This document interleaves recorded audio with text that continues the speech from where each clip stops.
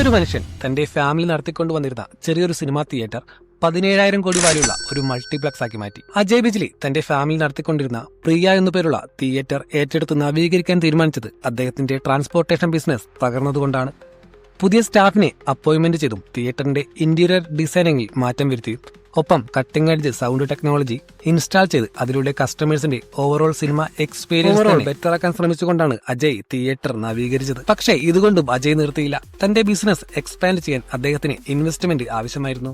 അങ്ങനെയാണ് 1995 ഓസ്ട്രേലിയൻ കമ്പനിയായ village road ഷോയുമായി joint വെഞ്ചറിന് Ajay തയ്യാറാകുന്നത്.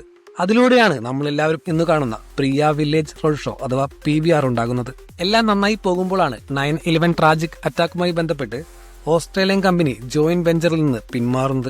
എങ്കിലും അജയ് തോറ്റുകൊടുത്തില്ല. അദ്ദേഹം പുതിയ ഇൻവെസ്റ്റേഴ്സിനെ കണ്ടെത്താൻ ശ്രമിച്ചു. ഒടുവിൽ ICICI വെഞ്ചർ 80 കോടി PVRൽ ഇൻവെസ്റ്റ് ചെയ്തു. ആ ഇൻവെസ്റ്റ്മെന്റ് അജയ് വിവിധ മെട്രോപൊളിറ്റിക്കൽ സിറ്റികളിലായി 50 സ്ക്രീനുകൾ ഓപ്പൺ ചെയ്യാൻ ഉപയോഗിച്ചു. ഒടുവിൽ 2005 IPOയിലൂടെ PVR ഒരു പബ്ലിക് കമ്പനിയായി ലിസ്റ്റ് ചെയ്തു. നിലവിൽ PVR ഓപ്പറേറ്റ് ചെയ്യുന്നത് 111 അധികം സിറ്റികളിലായി 1747 സ്ക്രീനുകളാണ്. കമ്പനിയുടെ വാല്യുവേഷൻ എന്നത് ഏകദേശം 17,000 കോടി രൂപയും.